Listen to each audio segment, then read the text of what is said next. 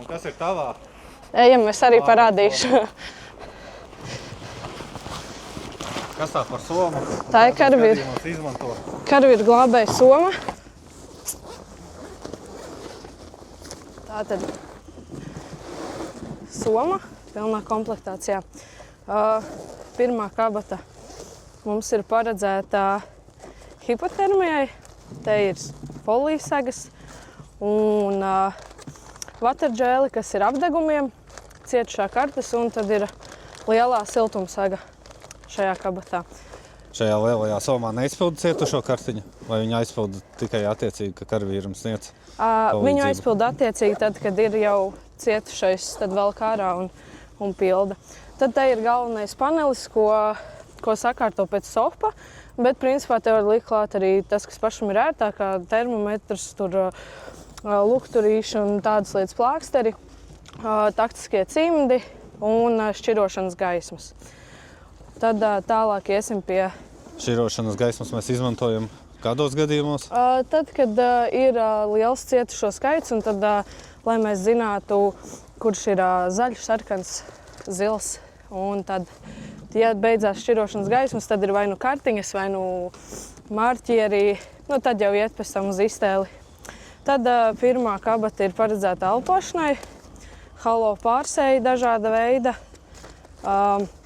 dekompresija, un apakšā te ir elpināšanas maiss ar masku.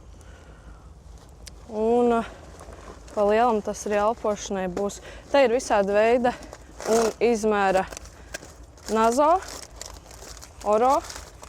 Oro. Kas ir oro? Tas ir, ko ievieto cietušajam mutē, ja nevar ievietot nazofaringālo elpvadu. Tas, lai nodrošinātu elpošanu, ja cietušais ir bezsmiņā un pats nespēja elpot. Tad otrā kabata ir asiņošanai, te ir 4 žņaugi, bet katram karavīram arī individuālajā somiņā ir pašam savs žņaugs. Šis ir gadījumos, ja nav vai ir nozaudēts, tad mums ir. Un tad te ir visādi veidi pārsēji, arī dažādi izmēri, dažādi veidi, kāds vien tamponēšanas materiāli. Un, jā. Tad plāksteri, leikoplasti, viss, kas saistīts ar asiņošanu, lai varētu pēc iespējas ātrāk to novērst. Un tad trešā kabata ir medikamenti, injekcijas. Tur vairāk ir par to, lai uzdurtu vēnu. Te ir dažādi...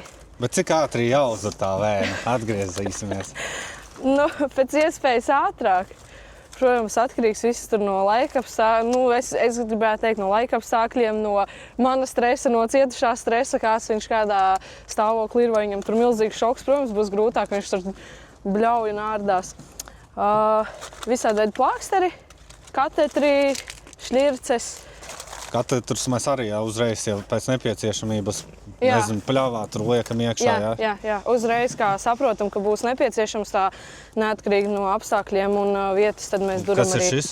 Šeit parasti uz misiju dod iekšā medikamentus, bet tas ir tikai uz misiju vai uz kaujas situācijā. Bet kādi medikamenti aptuveni iet iekšā? Tur ir pirmie, ko mēs varam iedot, tas ir pretiekaisuma, lai neveidojas iekaisumi, pretsāpju, visādas tur tabletes un morfijas iekšā ir. Bet, jāsaka, tas ir tikai uz misiju. Te var ielikt ikdienā, kas tur pašam tur kaut kāda, man tur ir spirts salvets, vesela čupa, lai pašam ērtāk ir. Tad ir sistēmas, nātrija chlorīdi, šķīdumi. Bet sistēmu mēs arī nodrošinām kaujas laukā pēc nepieciešamības. Es saku, neatkarīgi, kur mēs atrodamies. Ja mēs konstatējam, ka tas ir nepieciešams, tad mēs to darām uzreiz, neatkarīgi no apstākļiem. Un tad ārpusē mums ir patruļsoma, ar ko mēs dodamies mežā, jo principā... Bet šī nav alfas soma, vai ne? Šī nav alfas soma, šī atrodas mašīnā, jo ar šo mēs neiesim ne pa mežu, ne kaut kur patruļās, neko. Mēs ņemam no šo mazo somiņu, sakomplektējam viņu un ņemam līdzi, lai nav jāstiep lielā soma līdzi visu laiku. Un tad ir šāda kabata, kur ir principā Salikts viss, kas ir nepieciešams. Kur ir papildus folijas sagas. Šādiem apstākļiem ir īpaši plāksteri uz poligoniem, braucot augstuma spreji, vēl cimdi. Cimdi nekad nevar būt par daudz.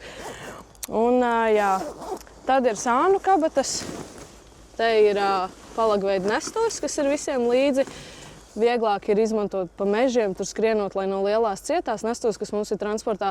Tad mēs izmantojam šādas visiem vienkārši kā palagu izklāju, tad viņi var vilkt vai nest, nu kā ērtāk.